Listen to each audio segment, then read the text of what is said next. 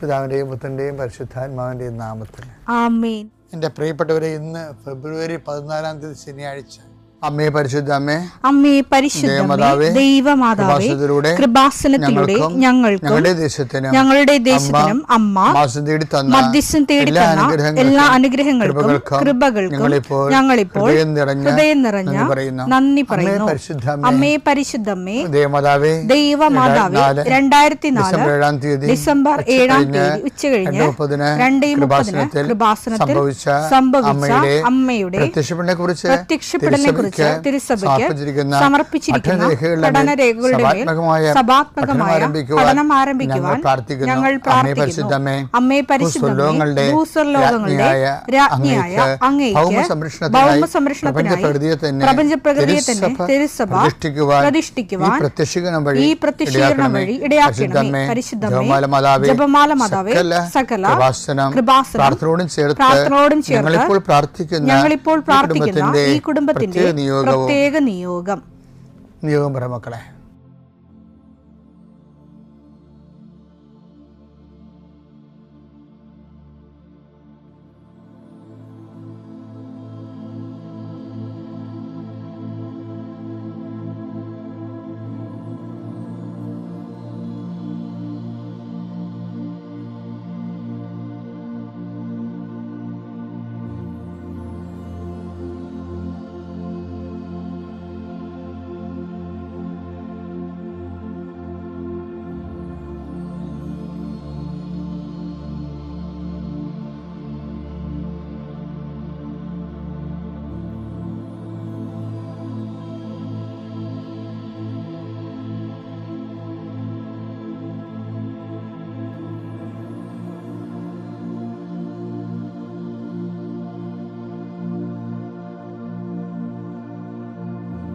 അമ്മയുടെ പ്രത്യക്ഷീകരണത്തിന്റെ ഈ അനുഗ്രഹവേളയിൽ ഞങ്ങൾക്ക് സാധിച്ചു തരുവാൻ കനിയണമേ. ആമേൻ. വിശ്വാസ പ്രമാണം.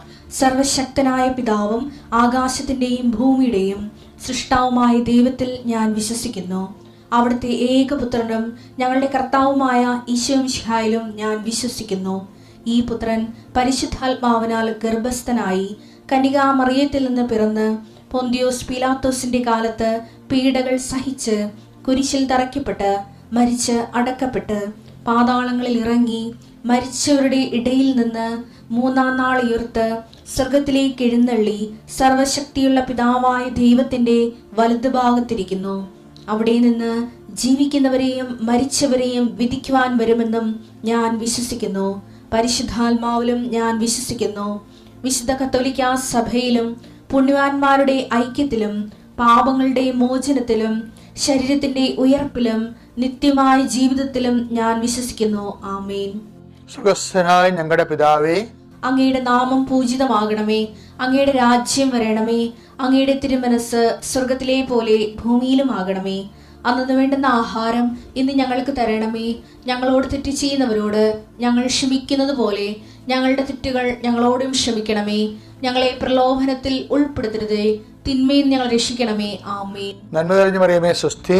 കർത്താവ് അങ്ങയുടെ കൂടെ സ്ത്രീകളിൽ അങ്ങ് അനുഗ്രഹിക്കപ്പെട്ടവളാകുന്നു. അങ്ങയുടെ ഉദരത്തിൻ ഫലമായി ഈശോ അനുഗ്രഹിക്കപ്പെട്ടവനാകുന്നു. പരിശുദ്ധ മറിയമേ, തമ്പുരാന്റെ അമ്മേ, പാപികളായ ഞങ്ങൾക്ക് വേണ്ടി ഇപ്പോഴും ഞങ്ങളുടെ മരണസമയത്തും തമ്പുരാനോട് അപേക്ഷിക്കണമേ. ആമേൻ. കർത്താവേ, നിന്റെ ഉന്നതമായ നാമത്തിന് സ്തോത്രം ചെയ്യുന്നു. കർത്താവേ, നിന്റെ വിശുദ്ധ പൗരോഹിത്യത്തെ മഹത്വപ്പെടുത്തണം. കർത്താവേ, സഭയിലുള്ള സാന്നിധ്യം പ്രകടമാക്കണമേ. 40 വർഷം അർപ്പിച്ച കുർബാനയുടെ യോഗ്യതയാൽ കൃപാസ്ഥാനത്താരെ ജീവനോടെ പ്രത്യക്ഷപ്പെട്ട പരിശുദ്ധ അമ്മയുടെ പ്രത്യക്ഷീകരണ സ്ഥിരീകരണത്തിനായി ഇന്ന് കൃപാസ്ഥാനത്താരെ നടക്കുന്ന 10,000-കണക്കിന് മനുഷ്യരുടെ പ്രാർത്ഥനയോട് കൂടെ ദൈവവേദലെ ഞാൻ നിന്നെ ഈശോനാമത്തിൽ ആസ്വദിക്കുന്നു. മാതാവിൻ്റെ പ്രത്യക്ഷീകരണത്തിൽ ഇന്ന് വരെ നടന്നിട്ടുള്ള എല്ലാ അനുഭവ സാക്ഷികളുടെയും സാക്ഷ്യങ്ങൾ നിനക്കും ഈ നിമിഷം നിൻ്റെ ഏറ്റവും വലിയ സങ്കടകരമായ അവസ്ഥകളെ അതിജീവിക്കാൻ ദൈവം നിന്നെ സഹായിക്കട്ടെ എന്ന് പ്രാർത്ഥിക്കുന്നു. നീ ഭയപ്പെടുന്ന വ്യക്തികൾ, നീ സങ്കടപ്പെടുന്ന കാര്യങ്ങൾ, നീ എന്ത് ചെയ്യും,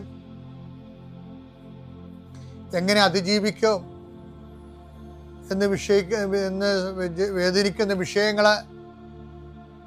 അതിൻ്റെ മേലെല്ലാം കർത്താവിൻ്റെ ആത്മാവ് പ്രവർത്തിക്കട്ടെ.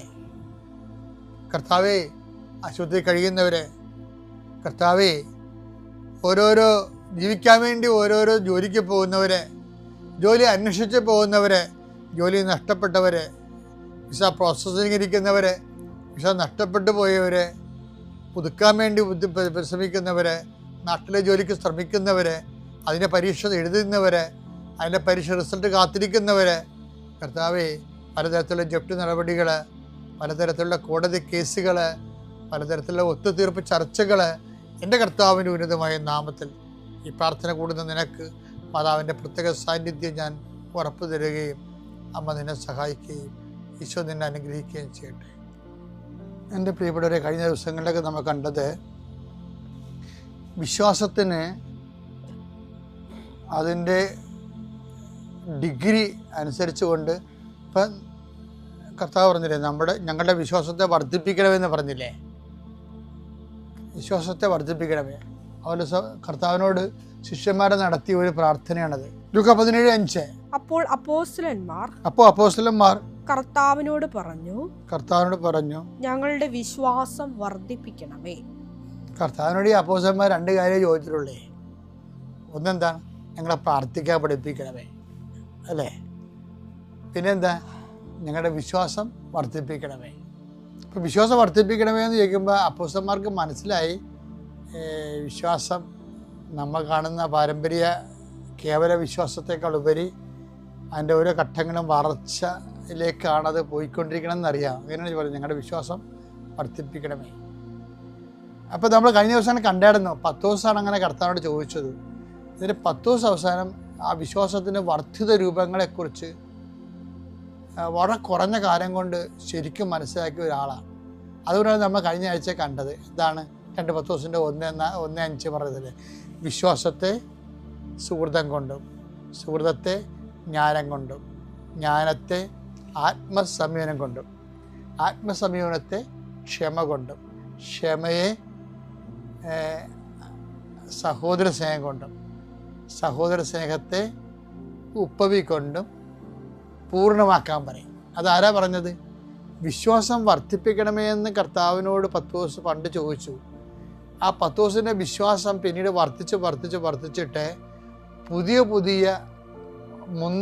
വിശ്വാസത്തിൻ്റെ മുന്തിയ രൂപങ്ങളായി മാറുന്നത് പത്രോസ് മനസ്സിലാക്കി. തൻ്റെ ജീവിതത്തിലൂടെയാണ് ഇതെല്ലാം പത്രോസ് മനസ്സിലാക്കിയത്. അപ്പം നിങ്ങൾക്ക് സഹോദര സ്നേഹം ഉണ്ടെങ്കിൽ അതിൻ്റെ അർത്ഥം നിങ്ങൾക്ക് ഉപവി ഉണ്ടെങ്കിൽ, സഹോദര സ്നേഹത്തെക്കാൾ വലുതാണ് ഉപവി. RSV ബൈബിളിൽ, ഇപ്പം മലയാളം ബൈബിളിൽ ഉപവി എന്ന് എഴുതിയിട്ടുണ്ട്.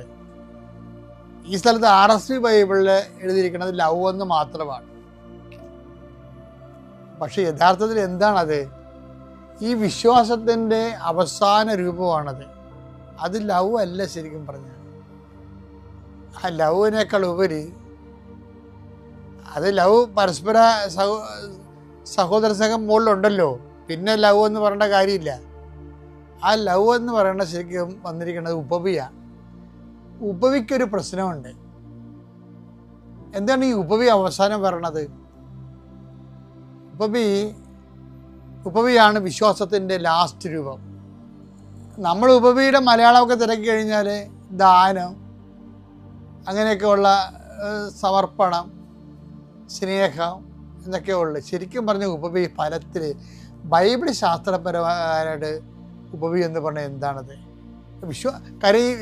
എന്തുകൊണ്ടാണ് നമ്മൾ ഈ ഉപവിയെക്കുറിച്ച് സീരിയസ് ആയിട്ട് ചിന്തിക്കേണ്ട കാര്യം എന്ന് വെച്ചാൽ, ഈ വിശ്വാസം വർദ്ധിപ്പിക്കണമെന്ന് പറയുമ്പോൾ വർദ്ധിച്ച വിശ്വാസത്തിൻ്റെ ലാസ്റ്റ് ഭാഗമായിട്ട് കാണുന്നത് എന്താണ്? ഉപവിയാണ്. അതാണ് ഉപവി. നമ്മൾ പറഞ്ഞ അർത്ഥത്തിൽ ഒന്നും നിൽക്കണില്ല. എൻ്റെ കയ്യും തലയും പിന്നെ പുറത്ത് വരുന്നത് നമുക്ക് കാണാം. ഒതുങ്ങാത്ത സംഭവമാണ് ഉപവി. കാര്യം മലയാളത്തിന് വേറെ വാക്കില്ല. എന്താ സംഭവം? നിന്റെ ഇടത് കൈ ചെയ്യുന്നത് വലത് കൈ അറിയാതിരിക്കേണ്ട ദിശ പറയത്തില്ല. മത്തായി 6:3. നീ ധർമ്മദാനം ചെയ്യുമ്പോൾ അത് രഹസ്യമായിരിക്കേണ്ടതിന് നിന്റെ വലത് കൈ ചെയ്യുന്നത് ഇടതു കൈ അറിയാതിരിക്കട്ടെ. അതൊരു ഫിഗറേറ്റീവ് വർത്തമാനമാണ്. പക്ഷെ വലത് ചെയ്യുന്ന ഇടത് കൈ അറിയാതിരിക്കട്ടെ. അപ്പോൾ അതിനൊരു കാര്യമുണ്ട്. എന്താണ്? രഹസ്യത്തിൽ അറിയുന്ന പിതാവ്.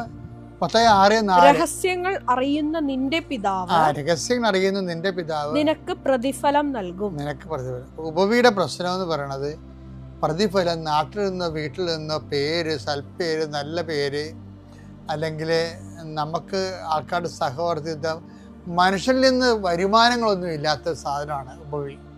പിന്നെന്താണ്? അത് രഹസ്യമാണ്. അത് ആരുടെയാണ്?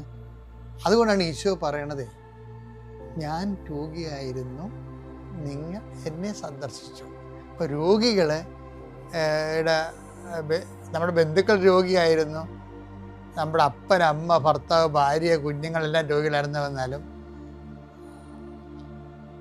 നമുക്കൊരു ബന്ധവുമില്ല, അഡ്രസ്സും ഇല്ല, അറിയാനും പാടില്ലാത്ത ആൾക്കാർ, അവരെയും നമ്മുടെ സ്നേഹത്തിൻ്റെ വലയത്തിൽ കൊണ്ടുവരണം. അതിനാണ് ഉപവി എന്ന് പറയുന്നത്. അവരെ ആരായിട്ട് കാണണം? അവരെ യേശുവായിട്ട് കാണണം.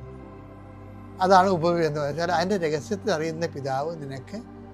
ഞാൻ ഒരു കാര്യം പറയട്ടെ, നിങ്ങളുടെ ഭർത്താവ് തന്നെ വിചാരിച്ചോ, ഭർത്താവ് നിങ്ങളുടെ ചെറുപ്പകാലത്തൊക്കെ ആശുപത്രി കിടക്കും, നിങ്ങളവിടെ സ്വറായും പറഞ്ഞിരിക്കും, അവസാനം ക്ഷീണം തീരുമ്പോൾ കാശും ബില്ലും കൊടുത്ത് പോരും. പക്ഷെ ഏതെങ്കിലും ഒരു കാലത്ത് നമ്മൾ വെന്റിലേറ്ററായി പോകും. ഭർത്താവിൻ്റെ ഭാര്യയ്ക്കോ ആർക്കാരും ചിലക്ക് ബോധം ഉണ്ടാകത്തില്ല. അവളുടെ ശരീരം നമ്മൾ ചൂടുവെള്ളത്തിൽ ഒപ്പി, അവർ കുളിക്കാൻ പറ്റാത്ത കാരണം നമ്മൾ ഒപ്പുകയാണ്. പക്ഷെ നമ്മൾ ഒപ്പുന്നതായിട്ടോ നമ്മൾ കണ്ണീരും കൊണ്ടിങ്ങനെ ശരീരം ചൂടുവെള്ളത്തിൽ നനച്ച് ഒപ്പിക്കൊണ്ടിരിക്കുന്നതായിട്ട് ഈ കിടക്കണാണ് അറിയണില്ല. കാര്യം അവർ ജീവിച്ചിരിക്കുന്നതിനേക്കാൾ അവരെ നമ്മൾ സ്നേഹിക്കുന്നുണ്ട്. കാര്യം നമുക്ക് റിട്ടേൺസ് ഒന്നുമില്ല, അവർക്ക് ബോധമില്ല, നല്ല വാക്ക് ഒന്ന് നമ്മുടെ മുഖത്ത് നോക്കി പുഞ്ചിരിക്ക പോലും ഇല്ല. എന്നിട്ട് നമ്മൾ ചെയ്യണം ആരാണ്? അപ്പം ഞാൻ രോഗിയായിരുന്നു. അതിനാണ് ഉപവി എന്ന് പറയുന്നത്. ഈ ഉപവി എന്ന് പറയുന്നത് നമ്മൾക്ക് ഡയറക്റ്റ് വരുമാനങ്ങളൊന്നുമില്ല, ആനുകൂല്യങ്ങളൊന്നുമില്ല, മറിച്ച് രഹസ്യത്തിൽ അറിയുന്ന പിതാവ് നിനക്ക് പ്രതിഫലം നൽകുന്ന പ്രവർത്തനമാണ്.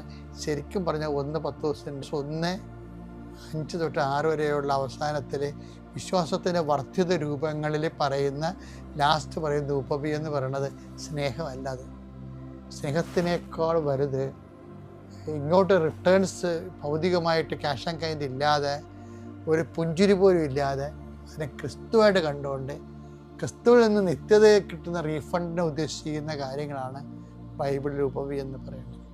അങ്ങനെ ഒരു കുറച്ച് സെറ്റെങ്കിൽ നിങ്ങളുടെ കയ്യിൽ ഉണ്ടാകണം, നല്ലതാണ് കേട്ടോ. എല്ലാത്തിനും നല്ല പേരും സൽപ്പേരും മേടിച്ച് ഗുഡ് എന്നൊക്കെ പറഞ്ഞു ഒരു കാര്യമില്ല. ഒരിക്കലും ഗുഡ് കിട്ടാത്ത കുറേ ആൻസർ പേപ്പർ നമ്മുടെ കയ്യിൽ ഉണ്ടാകണം.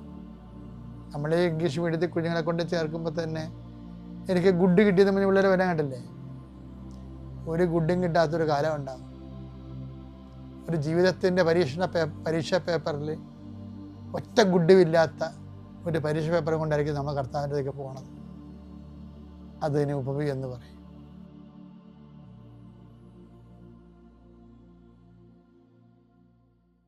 അത്യപൂർവ ദൈവാനുഭവങ്ങൾ ഇനി നിങ്ങൾക്കും സ്വന്തം.